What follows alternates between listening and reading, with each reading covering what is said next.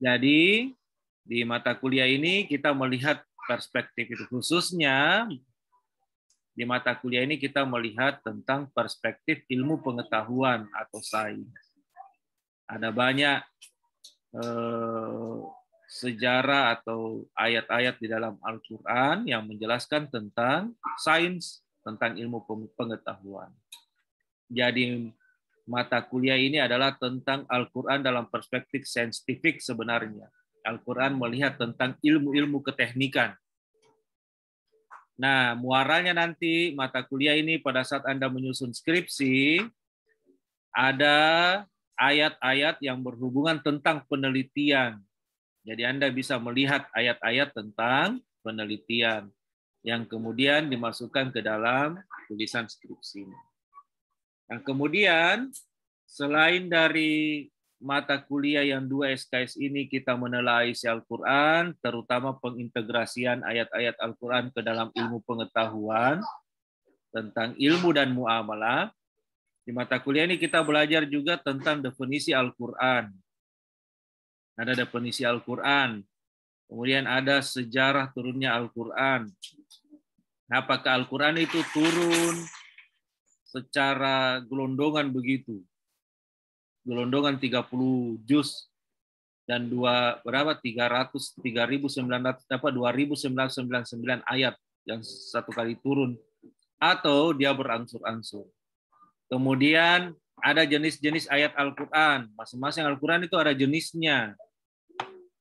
Ada yang pada saat Rasulullah SAW itu berada di kota Mekah, itu namanya ayat-ayat Makkiyah, ayat-ayat yang turun pada saat Rasulullah berada di kota Mekah. Ada ayat-ayat Al-Quran yang turun pada saat Rasulullah Muhammad SAW itu ada di kota Madinah. Jadi ketika hijrah dari Mekah ke Madinah, di Madinah Rasulullah tinggal bermukim, ada juga ayat Al-Quran yang turun yang dibawa oleh malaikat Jibril. Kemudian ada juga ayat yang tidak turun di 2 kota itu. Ada yang pada saat Rasulullah menghadapi perang di Hubaidiyah. Ada ayat turun, ada juga ayat turun di situ. Ada juga ayat yang turun pada saat perang Badar. Berarti dia tidak turun di kota Mekah dan Madinah. Tapi pada umumnya yang paling banyak turun itu di 2 tempat ini, yaitu pada saat Nabi berada di kota Mekah dan Nabi berada di kota Madinah. Ayat yang turun di Mekah disebut dengan ayat-ayat Makkiyah. Dan ayat yang turun di kota Madinah disebut dengan ayat-ayat Madaniyah. Nah, apa itu ciri-cirinya? Nanti kita lihat ada beberapa ciri-ciri ayat yang turun di kota Mekah dan kota Madinah. Nanti Anda bisa melihat contohnya. Nanti saya akan memperlihatkan contohnya ayat-ayat yang turun di Mekah dan ayat-ayat turun di kota Madinah. Kemudian nanti kita juga melihat bagian-bagian Al-Quran. Ada bagian-bagian Al-Quran. Apa itu? Al-Quran itu rata-rata bercerita tentang kisah-kisah umat terdahulu. Ya toh? Pada umumnya, selain hukum-hukum yang ada di dalam Al-Quran, dia berbicara juga tentang Al-Quran berbicara juga tentang sejarah-sejarah yang ada di dalam Al-Quran. Ada sejarah Nabi Musa yang dikejar oleh Fir'aun yang kemudian membelah Sungai Nil, itu diabadikan di dalam Al-Quran. Ada seorang pemuda yang tidur berkepanjangan yang dijaga oleh seekor anjing, itu diabadikan di dalam surah Al-Kahfi, yaitu surah Al-Kahfi. Sejarah pemuda yang tidur berkepanjangan yang kemudian dijaga oleh seekor anjing. Namanya Ashabul Kahfi. Ashabul Kahfi ini diabadikan di dalam Al-Quran sejarahnya di dalam surah Al-Kahfi. Apalagi tentang nasihat kepada orang tua kepada anaknya. Ada Luqmanul Hakim. Nasihatnya yang kemudian diabadikan di dalam Al-Quran. Ada banyak sejarah-sejarah yang ada di dalam Al-Quran, yang kemudian umat-umat terdahulu yang kemudian diabadikan di dalam Al-Quran. Selain dari sejarah-sejarah itu, ada juga hukum-hukum yang ada. Seperti tentang kewajiban untuk melaksanakan sholat Jumat. Ada firman Allah Subhanahu wa taala tentang wajibnya sholat Jumat. Yaitu apalagi? Yaitu tentang kewajiban berpuasa. Di dalam Al-Quran ada tentang kewajiban berpuasa. Ya ayyuhallazina amanu kutiba alaikumusiyam, tentang kewajiban berpuasa. Wahai orang-orang yang beriman, diwajibkan atas kamu untuk berpuasa. Apalagi ada di dalam Al-Quran tentang haram meminum khamar. Khamar itu meminum tua, meminum bir. Itu di dalam Al-Quran diharamkan. Allah sendiri mengharamkan meminum khamar. Ya. Jadi perintah wajib yang ada di dalam Al-Quran dan perintah haram yang ada di Al-Quran itu hukumnya wajib. Tidak boleh terbantahkan karena itu perintah di dalam Al-Quran. Seperti misalnya meminum khamar, Pak sedikit ji, 1 gelas tidak boleh. Itu sebenarnya diharamkan di dalam Al-Quran, bukan diharamkan oleh hadis-hadis Nabi, meskipun ada hadis Nabi juga mengharamkan. Tetapi Allah sendiri yang mengharamkan. Jadi itu hukum-hukum. Apalagi la taqrabuz zina, Allah Subhanahu wa taala mengharamkan tentang perzinahan. Apalagi larangan membunuh, di dalam Al-Quran juga ada. Apalagi tentang mati konyol, ada di dalam surah Al-Baqarah. Allah melarang kita mati konyol. Apa itu mati konyol? Kita melakukan peperangan dengan musuh Allah bersama orang kafir, melakukan peperangan terhadap orang kafir, tetapi tidak dengan persiapan yang matang. Kemudian kita mati konyol. Itu Allah mengharamkan itu. Ada di dalam surah Al-Baqarah. Apalagi yang di dalam Al-Quran yang diharamkan, tentang makanan-makanan yang diharamkan. Apa itu? Ada di dalam surah Al-Maidah ayat 3. Hurrimat alaikumul maitatu. Maitatu itu bangkai. Apa itu bangkai? Hewan yang mati tidak disembelih atas nama Allah Subhanahu wa taala. Misalnya ayam. Ayam itu dagingnya halal, tetapi ketika dia mati tidak disembelih atas nama Allah Subhanahu wa taala, maka dia statusnya bangkai, maka hukumnya haram untuk kita makan. Bagaimana caranya dia mati dalam keadaan bangkai? Misalnya ada yang di lokasi KKN, dia pergi di kantor desa, tiba-tiba mendapatkan ayam mati di atas jalan karena habis ditabrak dengan mobil. Kemudian dibawa pulang ke poskonya. Pak, sebentar malam kita makan ayam, saya dapat di atas jalanan. Ini mati, sudah ditabrak truk. Maka ayam yang mati ditabrak truk itu hukumnya adalah bangkai, al-maitah. Dia haram hukumnya untuk kita makan. Apalagi itu waddamu di dalam surah Al-Maidah ayat 3. Hurrimat alaikumul maitatu waddamu. Waddamu itu darah. Jadi Allah di dalam surah Al-Maidah itu mengharamkan memakan darah. Apalagi itu waddamu, darah, apa lagi? Walakhmul khinsir. Di dalam surah Al-Maidah ayat 3 itu. Apa itu walakhmul khinsir? Walakhmul khinsir itu daging babi. Itu haram hukumnya. Kalau ada orang non-muslim yang tanya, kenapa orang Islam tidak mau makan babi? Tidak saja haram. Kenapa dia bisa haram? Itu perintah di dalam Al-Quran. Walakhmul khinsir. Itu haram hukumnya daging babi. Makanya mau dia kadarnya sedikit, mau dia kadarnya banyak, yang jelas dia statusnya haram di dalam Al-Quran.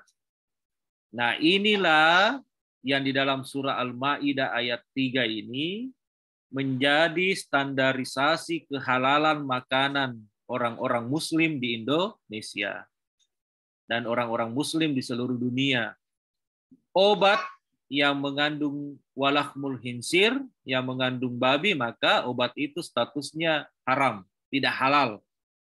Haram hukumnya dimakan oleh umat Islam.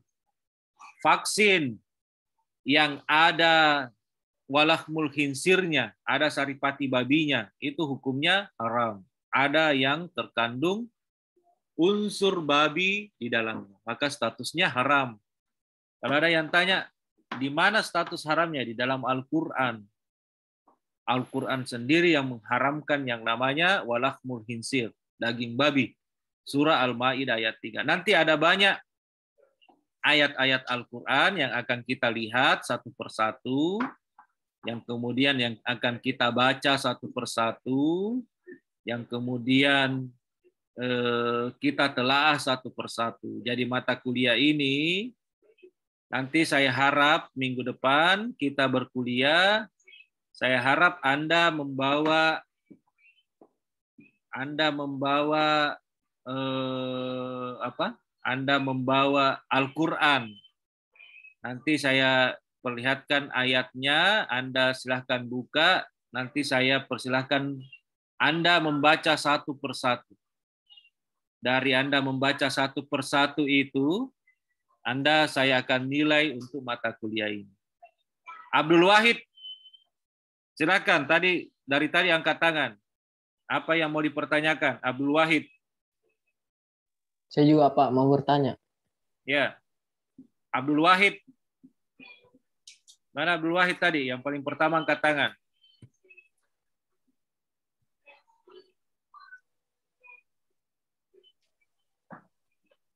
Ya, silakan Adnan. Oke Pak, Assalamualaikum warahmatullahi wabarakatuh. Assalamualaikum warahmatullahi wabarakatuh. Mungkin ada beberapa pertanyaan saya, mungkin ada 2 atau 3 pertanyaan. Ya. Jadi mungkin pada dasarnya tentang haram dan halalnya tadi sudah dijelaskan tadi sama Bapak. Jadi mungkin ada sedikit pertanyaan tentang hewan yang haram. Jadi tadi Bapak sedikit menjelaskan tentang Islam, agama umat Islam dilarang memakan seekor babi. Yeah. Jadi pertanyaan pertama, bagaimana pandangan Bapak tentang hewan kerbau? Nah itu kan ada beberapa daerah yang mayoritasnya juga Islam tapi memakan daging kerbau. Nah, bagaimana ketika misalnya saya yang berkunjung ke Toraja, namun yang sembelih hewan itu bukan orang Islam, hukumnya apa itu, Pak? Yang pertama. Dan yang kedua, pertanyaan yang kedua, hewan contoh tadi hewan ayam yang kita contohkan tadi pada lokasi KKN, bagaimana ketika hukumnya ayam yang kita dapat bukan istilahnya kita curi ya, termasuk dalam hewan yang kita dapat terus kita sembelih dengan bacaan bismillah, itu termasuk hukumnya haram atau tidak? Terus yang terakhir, tunggu Pak. Kenapa Al-Quran tidak disusun sesuai dengan urutan turunannya? Surah, seperti surah pertama Al-Alaq. Mungkin itu saya, Pak. Ya. Yang pertama, kenapa babi? Ya, babi jelas di dalam surah Al-Maidah itu. Walahmul hinsir adalah daging babi. Maka dia statusnya haram hukumnya. Mau banyak kadarnya atau sedikit. Ya, kalau kerbau, ya kerbau kan dagingnya halal untuk kita makan. Beda kerbau, beda babi. Kalau kerbau, nah bagaimana kalau kerbau ini disembelih tidak atas nama Allah Subhanahu wa taala? Maka statusnya dia adalah bangkai. Hewan yang halal dagingnya, yang kemudian dia mati, tidak disembelih dengan baik, maka dia statusnya adalah bangkai. Bangkai al-maita di dalam surah Al-Maidah itu, maka dia adalah statusnya haram. Jadi dia tidak disembelih. Meskipun ayam itu halal, tapi dia mati ditabrak, tidak disembelih atas nama Allah Subhanahu wa taala. Kan ada cara penyembelihannya. Makanya rumah potong hewan yang ada di Indonesia ini harus tersertifikasi halal. Caranya dia harus disembelih dengan baik. Tidak seperti di Manado itu. Anjing dimasukkan di dalam karung kemudian dipukul-pukul sampai mati. Itu tidak diajarkan di dalam Al-Qur'an. Tidak diajarkan oleh hadis-hadis Nabi. Jadi syarat utamanya untuk menjadi halal makanan itu, yang pertama tidak mengandung babi, yang kedua dia harus disembelih, dipotong atau dimatikan dengan cara sesuai dengan syariat Islam. Dipotong dengan, misalnya kita memotong ayam, bismillah, Allahu Akbar, dipotongnya juga itu sampai harus terputus saluran pernapasannya. Yang ketiga, hewan yang dipotong itu tidak boleh dalam keadaan tersiksa. Nabi mengajarkan kita memotong tidak dalam keadaan tersiksa. Dia dipotong, disembelih, mengucapkan kalimat takbir, mengucapkan bismillahirrahmanirrahim, yang kemudian saluran pernapasannya harus putus. Itulah kenapa ada pandemi seperti COVID-19. Karena sebahagian dari kita itu, penduduk bumi ini masih memakan makanan yang diharamkan.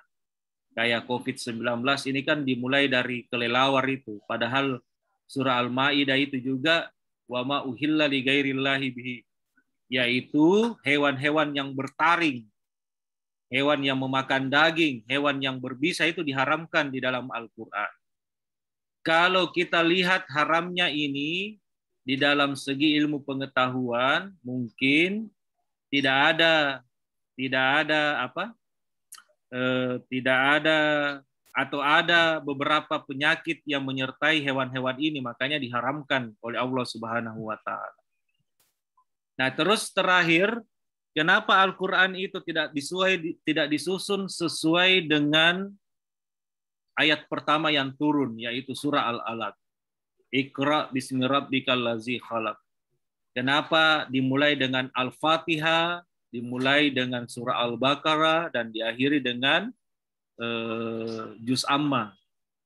Kenapa harus kenapa tidak dimulai dengan surah Al-Alaq?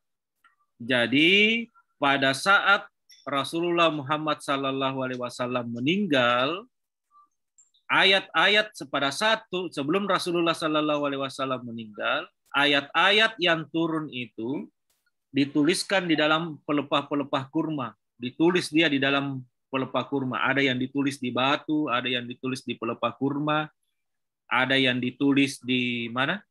Hewan. Di kain, ada banyak ditulis. Kemudian Rasulullah SAW meninggal, maka Khalifah Abu Bakar khawatir ini ayat-ayat Al-Quran kalau tidak kita satukan, ini bisa hilang kalau tidak kita satukan atau dia berserakan. Maka diinisiasilah oleh Khalifah Abu Bakar, yang kemudian Khalifah Utsman lah yang menyusun mushaf Al-Quran. Dia mencari dan menyusun. Nah, kalau ada banyak mushaf Al-Quran jenisnya, kalau di Indonesia itu pada umumnya dimulai dari surah Al-Baqarah, itu mushaf Indonesia. Ada mushaf Utsmani. Mushaf Utsmani juga berbeda struktur susunannya. Ada mushaf di Turki, itu berbeda juga susunannya. Tapi kemudian oleh negara-negara Islam membuat Al-Quran itu menyusun sesuai dengan urutan ayat yang ada terkandung di dalamnya. Surah Al-Baqarah, ini surah Al-Baqarah adalah surat Makkiyah. Rata-rata surat Makkiyah itu berbicara tentang ketuhanan, berbicara tentang ketauhidan. Karena pertama Rasulullah diangkat Nabi di umur 40 tahun, yang kemudian wafat di umur 63 tahun, berarti ada sekitar berapa tahun itu? Ketika Nabi diangkat umur 40 tahun, kemudian meninggal di umur 60 tahun, berarti ada sekitar 20 tahun. 20 tahun ayat Al-Quran itu turun secara berangsur-angsur. Nah, kemudian di dalam surah Al-Baqarah umumnya itu berbicara tentang ketuhanan, berbicara tentang ketauhidan. Maka kenapa disimpan di awal? Karena prinsip kita beragama, berakidah, maka kita mencari yang namanya ketauhidan, ketuhanan. Karena surah Al-Baqarah itu rata-rata berbicara ketauhidan. Apa itu? Al-Quran hudal linnas wa bayyinatin minal huda wal furqan. Bahwa Al-Quran itu petunjuk bagi manusia dan pembeda bagi yang lainnya. Apalagi ada banyak di situ di dalam surah Al-Baqarah tentang ketauhidan. Selebihnya berjalan Al-Quran juz 2, juz 3 sampai juz 30 berbicara tentang sejarah, berbicara tentang kehalalan, tentang keharaman, sampai dengan diakhiri dengan surah Al-Ikhlas, ditutup dengan ketuhanan lagi. Katakan Muhammad, qul huwallahu ahad. Katakan Muhammad bahwa Allah itu satu. Itu mungkin yang bisa saya jawab. Ada lagi? Selanjutnya, di mata kuliah ini kita belajar tentang apa yang ada terkandung di dalam Al-Quran ini. Al-Quran itu difirmankan langsung Allah kepada Nabi Muhammad melalui malaikat Jibril. Jadi semua firman Allah itu dibawa oleh malaikat Jibril, yang kemudian malaikat Jibril disampaikan kepada Rasulullah Muhammad Sallallahu Alaihi Wasallam. Pada saat ayat pertama turun, umur Rasulullah Muhammad Sallallahu Alaihi Wasallam itu berumur 40 tahun. 40 tahun dia baru diangkat menjadi Rasul. Kemudian di tanggal 17 Ramadan turunlah surah Al-Alaq. Kemudian Rasulullah Sallallahu Alaihi Wasallam wafat di umur berapa? 60 tahun, 63 tahun. Berarti ada rata-rata 23 tahun yang dipakai malaikat Jibril mondar-mandir membawa ayat Allah Subhanahu wa taala kepada Rasulullah Muhammad Sallallahu Alaihi Wasallam. 22 tahun, 2 bulan, 22 hari. Ayat malaikat Jibril yang berangsur-angsur membawakan ayat Al-Quran kepada Rasulullah Muhammad Sallallahu Alaihi Wasallam. Ada 23 tahun. Dari umur 40 hingga umur 63 tahun. Hingga wafat di umur 63 tahun. Nah, umur 63 tahun inilah di dalam penelitian dijadikan sebagai standar harapan hidup orang Indonesia. Ada yang meninggal bapaknya. Kalau ada yang meninggal bapaknya, coba cari dia di umur berapa. Rata-rata umur 40 tahun, umur 45 tahun, umur 48 tahun, umur 50 tahun. Angka harapan hidup orang Indonesia itu rata-rata umur 60 tahun. Lalu penelitian itu bilang, kalau ada 10 orang yang dijejer, 10 orang ini dijejer, hanya 2 orang yang melampaui umur 60 tahun.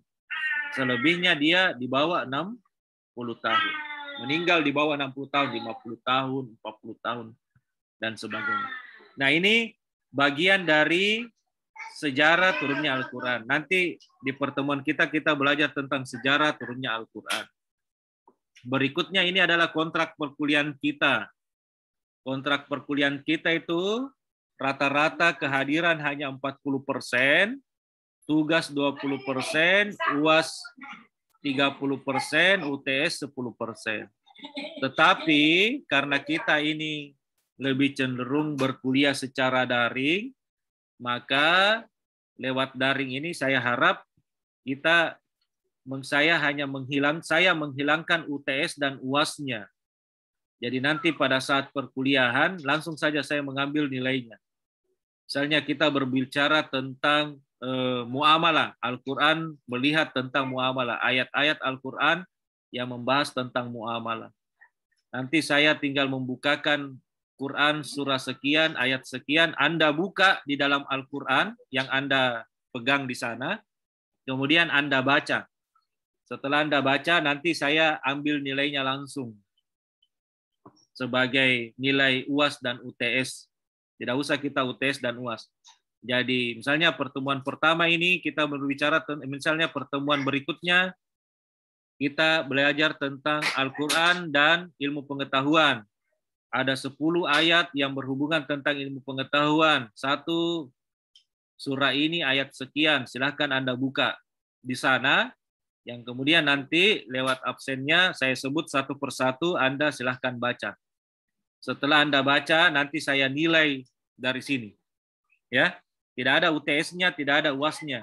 Nanti saya nilai langsung dari perkuliahan yang berjalan. Ada pertanyaan? Kalau tidak ada pertanyaan, nanti Fitra, silahkan kita screenshot siapa yang hadir. Nanti dikirim ke WA saya, berapa orang yang hadir, Fitra. Ya, jadi Pak. itu ya, kita tidak menggunakan UTS dan UAS, makanya kehadirannya 40%. Saya langsung akan mengambil nilai, misalnya pertemuan keempat nanti kita berbicara tentang Al-Quran dan kejadian manusia, penciptaan manusia. Coba buka surah ini, surah ini, surah ini. Nanti saya tinggal sebut Fitra Amir. Al-Quran, surah Al-Alaq, surah ini sampai surah ke ini. Coba dibaca. Terus saya buka Adnan. Coba buka Al-Ma'idah ayat 3 sampai ayat ke-5. Silakan dibaca. Nanti saya tinggal mendengarkan dan saya tinggal memberikan nilai. Ada pertanyaan? Kalau tidak ada, kita akhiri pertemuan kita pada pagi hari ini. Sedikit dulu, Pak. Ya. Pertanyaan. Tidak apa-apa gitu, Pak, kalau misalnya tidak terlalu aneh kita jutnya. Tidak apa-apa. Tidak apa-apa. Bukan cuma saya mungkin di sini yang tidak terlalu bagus mungkin tajwidnya. Tidak apa-apa. Yang penting lancar, Pak. Ya. Yang penting bisa mengaji. Menjadi masalah kalau tidak bisa mengaji. Ada yang tidak bisa mengaji. Yang tidak bisa mengaji. Iya, Pak. Memang nih. Saya dosen berdosa itu kalau ada mahasiswa atau ada yang tidak bisa mengaji. Mengaji itu kewajiban. Mau diruqyah kayaknya dulu itu, Pak, kalau tidak mengaji. Nanti minggu depan lagi kita lanjutkan. Sekian. Assalamualaikum warahmatullahi wabarakatuh. Waalaikumsalam warahmatullahi wabarakatuh. Waalaikumsalam warahmatullahi wabarakatuh. Warahmatullahi wabarakatuh. Bila kasih kakak di sini.